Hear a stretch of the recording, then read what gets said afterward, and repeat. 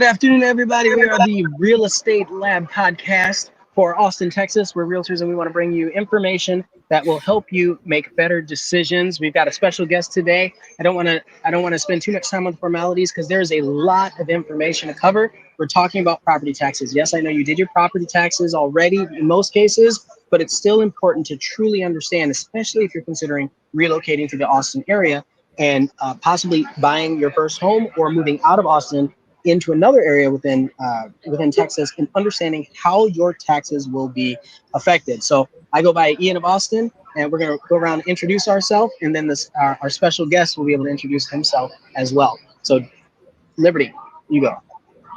Hello and welcome. My name is Liberty Walker. I'm a realtor with Realty Austin on the Lisa Munoz team.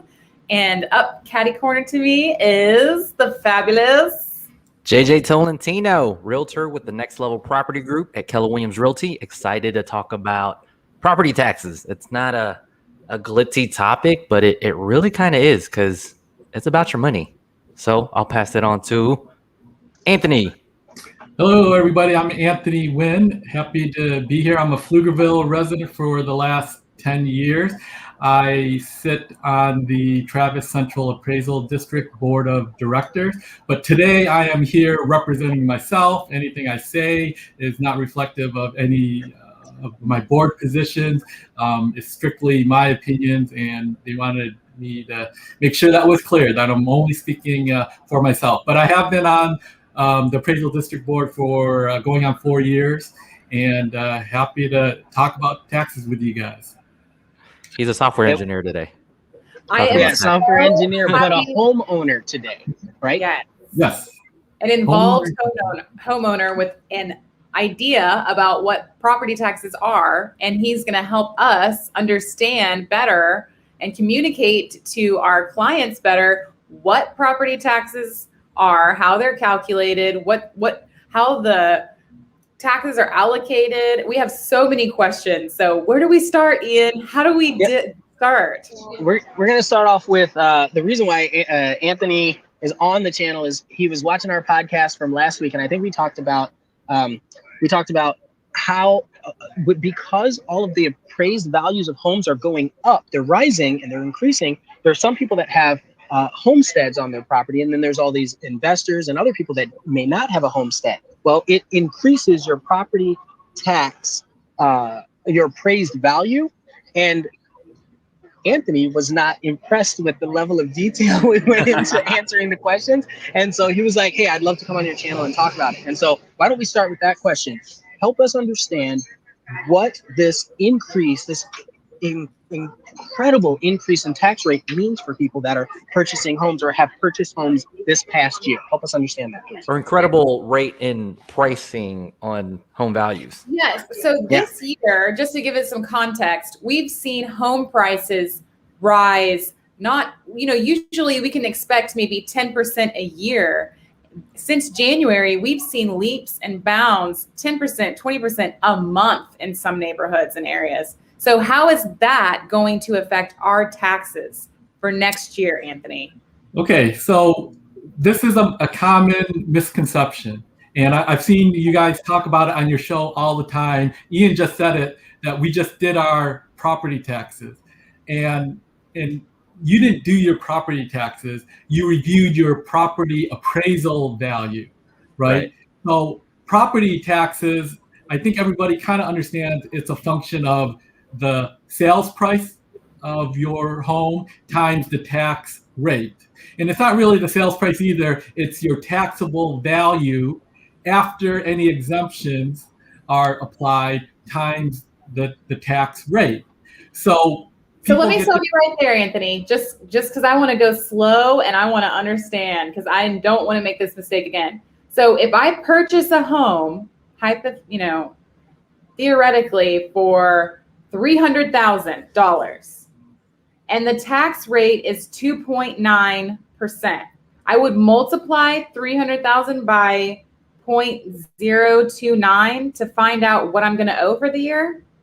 Yes, that would be the maximum tax that you could potentially pay without any exemptions, right? Okay. So if you have a homestead exemption, you knock off $35,000, and depending on the taxing units, they all have these exemptions to possibly knock it down. But you'll never pay any more than your sales price times the tax rate. Okay. Thank you for that. Now continue. Yeah. So everybody always assumes when they get in their next year statement and it jumps by 10 or 20% that your overall taxes that you pay will jump by that same amount. And that's not necessarily so, because the state has put in, we'll call them caps, on the amount of revenue that a city, a school district, a county commissioner's court can add in any one year. So generally, they can only raise revenue by what they got last year plus what they call a rollback rate, which currently is 3.5% for cities and counties, 2.5% for schools, and then 8% for ESDs and community colleges, junior colleges. So generally, it's like 3.5% is what you could think they could raise it. So if our values goes up 20%, well, they can't keep the tax rate the same. If they keep the tax rate the same, then yes, you'll be paying 20% more. Because they're limited by that rollback rate, that 3.5%, they will have to lower the tax rate so that they can only collect approximately 3.5%. So you're saying they've got their own cap, and so that 3.5%, who determines that, and how do people know that number? So the state legislature determines what that rollback cap is, and since the 80s, it's been at 8% a year, and they only changed it in 2019, effective 2020. It was lowered to 3.5% for cities and counties, 2.5% for schools. Well, what happened prior, when it was at 8%, if your property only rose 8% per year, which is probably about average, 8 to 10% per year, well, they can keep the tax rate the same and say, we didn't raise your taxes. When in actuality, they didn't raise the tax rate, but you still paid more because your property values went up. It was because that cap was so high that they were able to get away with saying the tax rate was the same. It's the appraisal's fault. And it's not the appraisal's fault. The appraisal district, by state law, has to appraise property at market value. We don't, I shouldn't say we, but the central appraisal district doesn't really have a choice in that matter. State law says it has to be market value. And the CADs get audited by the state comptroller every couple of years to ensure that our values are at market value. And if we're off by more than plus or minus 5%, our schools get deducted, get dinged for that. So the appraisal district does its best to try to make sure that appraisals are always at market value. So after the appraisal determines its values and certifies them after people protest, and that's another misconception. When you go protest at the Central Appraisal District, you're not protesting your taxes. You're protesting your market value. Mm-hmm. Okay? That is huge. I think people miss the comps. Like, what are comps? It's sold properties that are similar to your home. And then also, what is the appraiser going out there to do? It's the appraiser determining what the value is. Should the market, should you put your home on the market? Right. What somebody's willing to pay for your home. To add a sidebar to that, when the appraiser does come out and he's comparing, or he or she is comparing these, or they are comparing these different properties, and if your home and your neighbor's home are the same size, but your neighbor has a pool, they will make adjustments for that. So it's not just the property itself either. That's correct. Any improvements that they can see, the appraisal district does have aerial footage where they scan and see if you added a bigger than 10 by 10 foot patio, and the appraisal district will add that to your appraisal because you're adding value, improvement to your property. and state law says, well, now your property has been improved, you have to pay a little bit higher share of the property taxes. So right now we're in that protest season where people are protesting their values, and we're supposed to get that done. The appraisal district should get that done by the middle of January, because we're a big district, it might extend out a little bit longer. But after all of that is done and we certify values at least to 90-95%, we give those values to the cities, counties, school districts, ESDs, junior colleges, and they set the rate. So right now in Travis County, the appraisal district is saying it's about an 8% increase. That's divvied up. Residential is up 18 to 20% roughly. Commercial is actually down 10%. So you net that all together, on average, Travis County is up 8%. Now you guys might say, no, it's actually up a lot more. I agree with you. It probably is. But it's on aggregate, when you take the whole county and you minus the deduction for commercial, we're only up 8%. So if the tax rates stay the same, then we'll all be paying on average 8% more. And if you're a non-homesteaded property, yeah, you don't get that homestead exemption, so you don't get to take off $35,000, and you could potentially pay more. But because the state has limited revenue growth to approximately 3.5%, they will have to lower that tax rate. The tax rate you're paying today should be lower next year to offset that 8% increase in overall valuation. Right? We're gonna get to the tax rates adjusting here in a second. I want to see if you can answer one of these questions. If anybody wants to read this for everyone. I'll read it. Patrick, will this cap on tax rate hold true for investment properties also?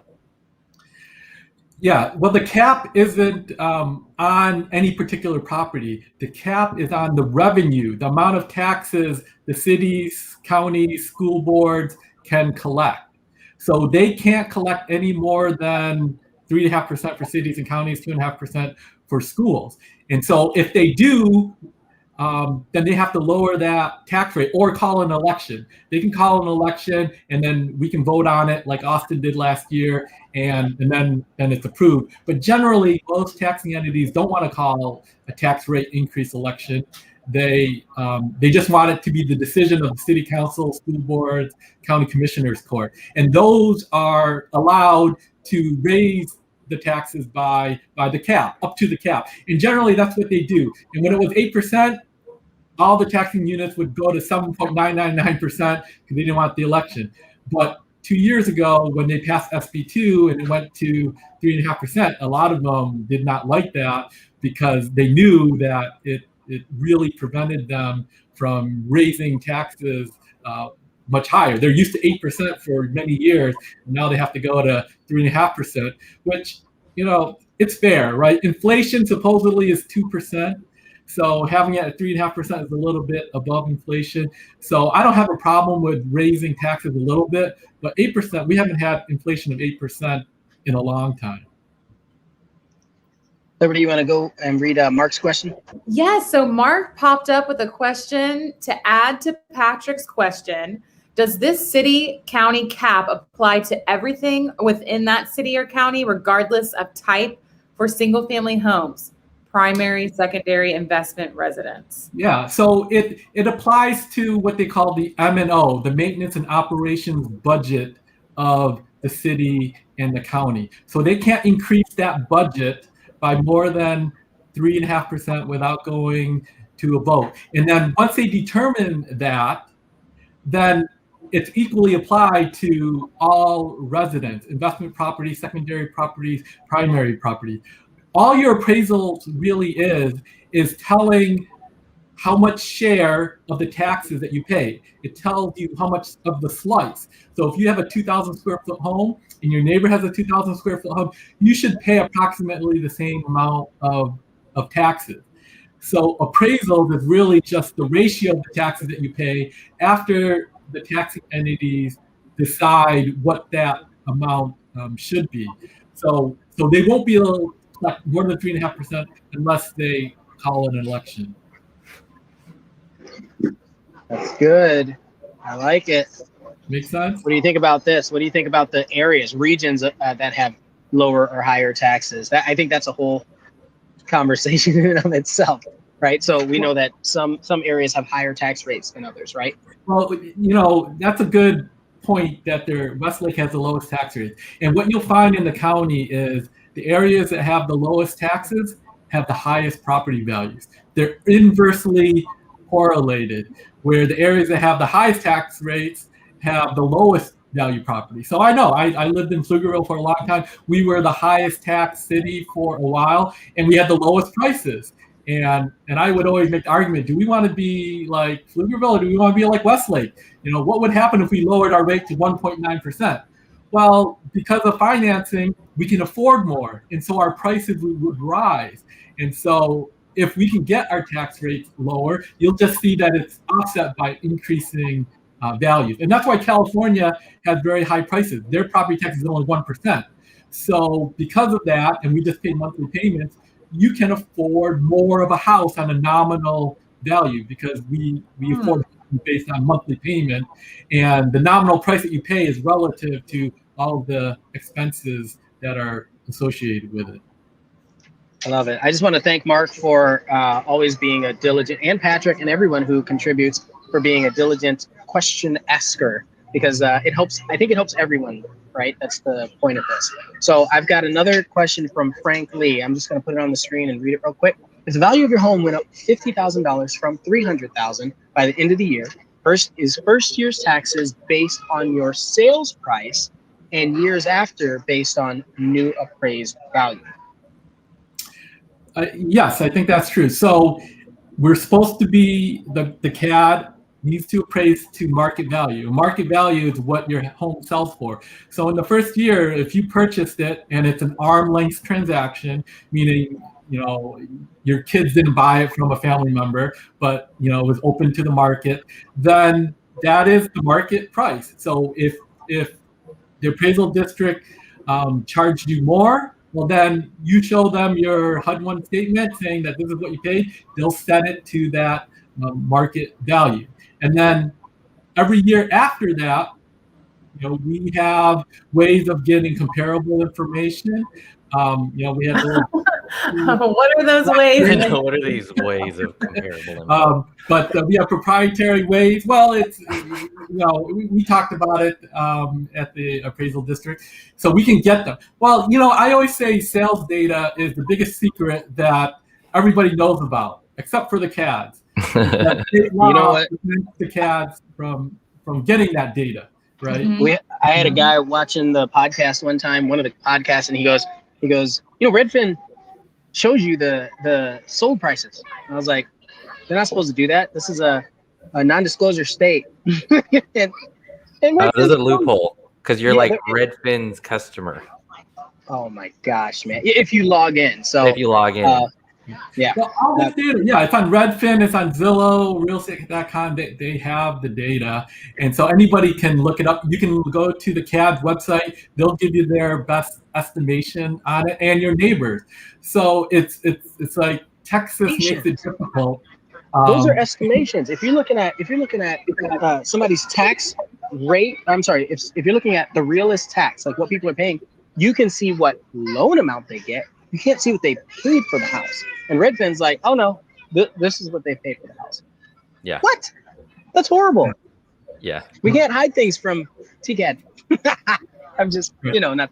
Sounds like they're gonna have their ways of finding it, no matter what we do. And so how because we do, provide comps for our comparable sales information to clients so that they can use that to dispute their taxes. How often does that work? Oh, well, it worked for me when I protested a couple of years ago. But I was on the board. I don't think I was, gotten any favoritism. But I had to go to a 5-member panel because I was on the board. They wanted to make sure everything was above board. But what I did was I asked some realtors for some comps, and they gave me 10 of them. I just put it in a spreadsheet, and I said, hey, here are the comps. And they're supposed to use comps within the last year. And then I asked for the comps from the appraisal district that they use to evaluate. Well, they gave me 10, but only 2 of them appraised in the previous year. The other 8, the people never protested, they never did anything, but the CAD was able to use that as evidence. Hey, your neighbor didn't protest, so this is our fair market value. And so, if you don't think it's right, you should protest. But one thing you should know is when you give those comps to the ARB, now they have that, and they can use that as evidence for other sales. So that is one way that we can get, the CAD can get the sales information. When people protest, they bring in the comps from realtors, and the CAD has it, right? And it's fair game at that point because you're showing us the data. The CAD will validate it, of course, with their proprietary system.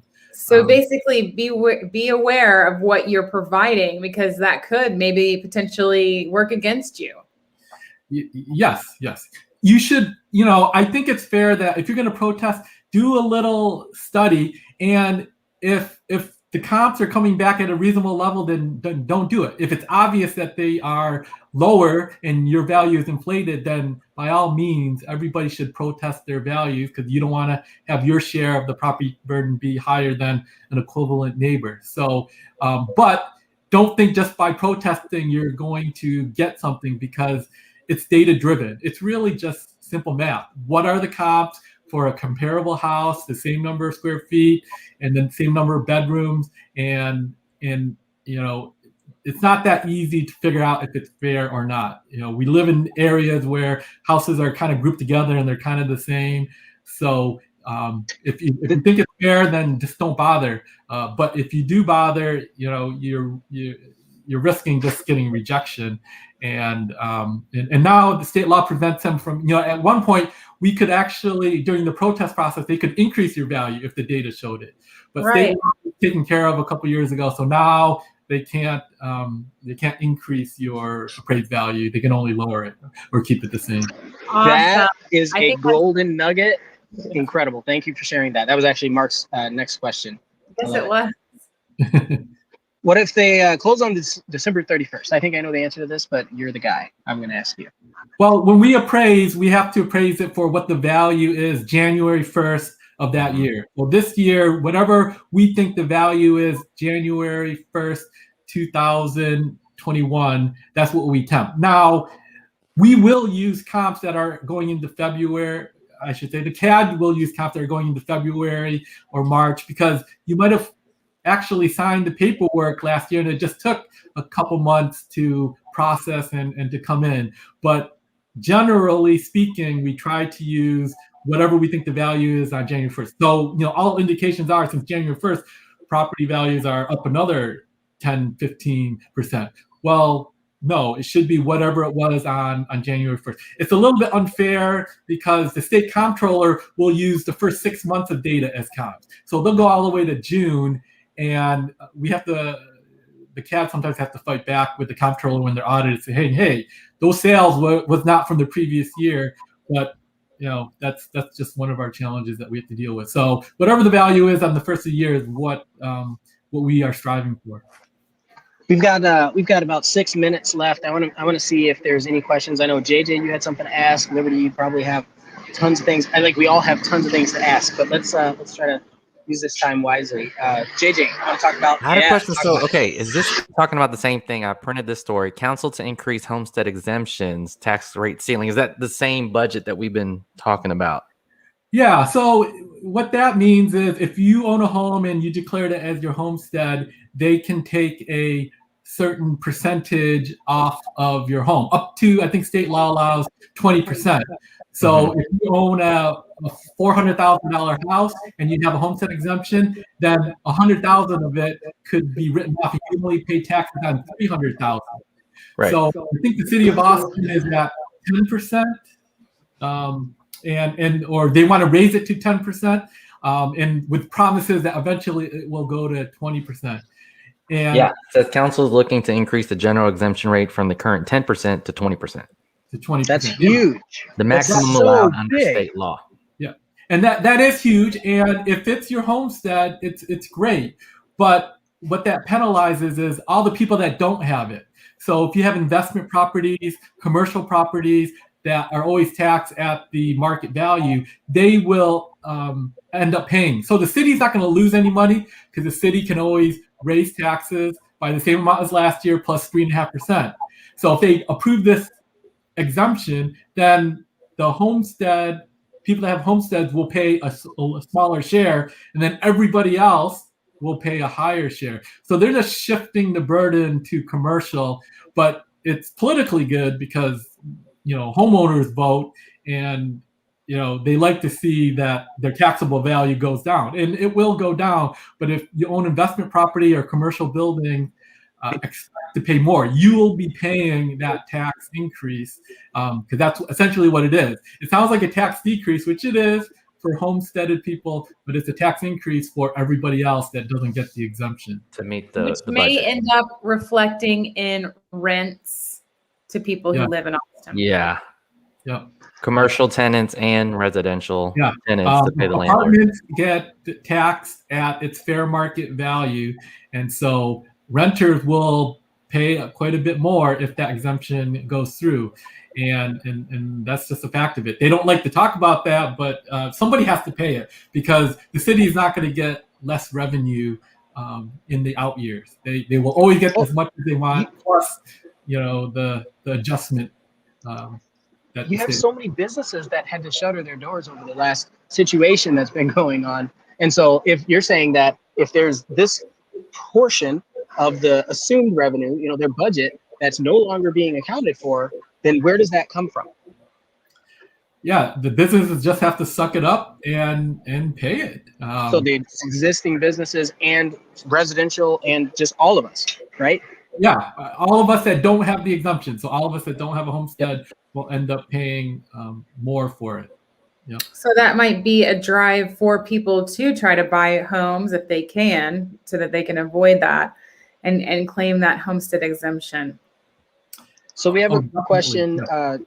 Liberty, you want to read this from Patrick? Yes. So Patrick pops in saying, if Travis County appraisal values raised by 40% next year, very possible, will that hit the 3.5, 2.2% cap and force lower ISD tax rates?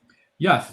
We should all be seeing our biggest chunk, the ISD tax rate goes down. I know in Pflugerville, they're talking 3 to 4 cents, although they want to go to the voters for a TRE to increase it a little bit. But the purpose of SB2 2 years ago was to start compressing the school tax rate down. So anytime our values are higher than 2.5%, it means the schools have to lower their M&O tax rate to compensate so that they can't collect any more than 2.5%. And then the theory is, the state will fill in the gap because the cost of running schools is still high. The state will fill in the gap, and the state wants to be more balanced and pay 50% of the schools. But with the way that the tax laws were structured, it was getting offset, and local property owners were paying more of the school bill. So they made it 2.5% so that, yes, you will see that this year the school tax rates will be lower. Anytime our property value goes above 2.5%, expect the school rate to go down unless they call an election to increase it. I want to take a moment and say thank you, Mark. As always, Mark. you're incredible. And we should use this to Appreciate take Anthony out to lunch for spending the time sharing his knowledge with us. Yes, Anthony, this knowledge and this understanding could potentially, the awareness can save people money by knowing what they're getting into. And also, I think a huge takeaway is that to be involved in your local government and vote and find out what's happening and what's being proposed so that you can take whatever control that you can in these certain situations. Because that's still a factor that we didn't really and down that's that rabbit hole. I do want to say, right?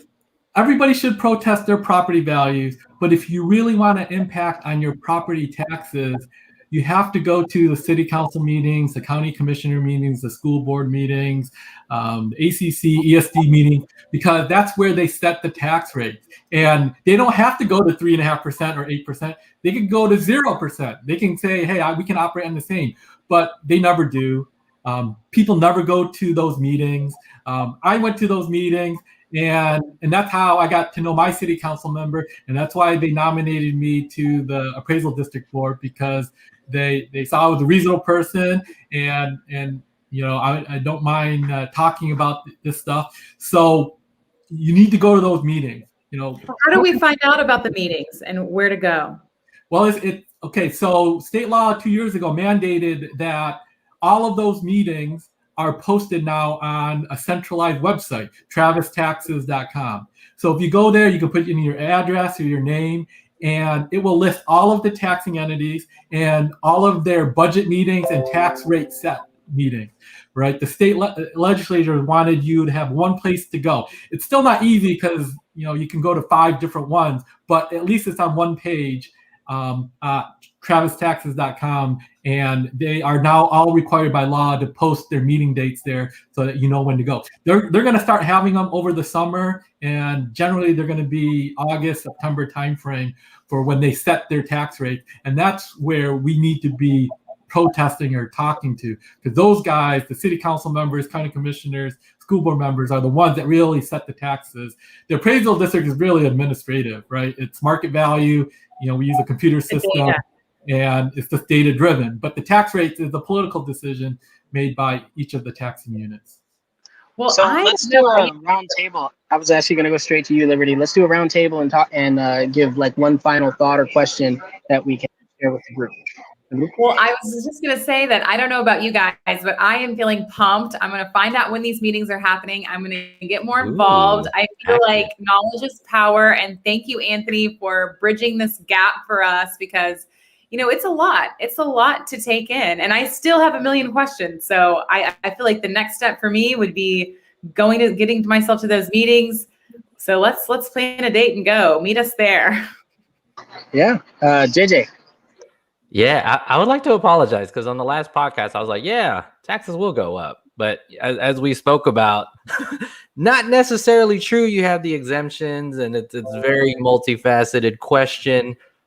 But it is budgeted. So for the most part, not really, kind of, sort of. But I appreciate you coming out, Anthony, and explaining that and participating in the podcast so we could mastermind this with everybody and brainstorm and get that information out there. Well, thank you for inviting me, Ian. I appreciate, trying to explain this, and I wish we were talking about this more. I love what you guys are doing. I do follow you, and, just to get a sense of the market. So when our chief appraiser says values are going up, I hear from you guys, and you guys give me a lot of anecdotes. So keep up the good work. I love it. I'm gonna leave you with a parting question. My question is, can people want good schools but still protest their property taxes? Yes. Anyway, Absolutely. I'm out. Yes, Thank you, everybody, Liberty's gonna for figure that watching. Thank you, Anthony. We'll see you guys again next week. We'll see everybody again. Thank you, everyone. Bye. Thanks for tuning in. See y'all later.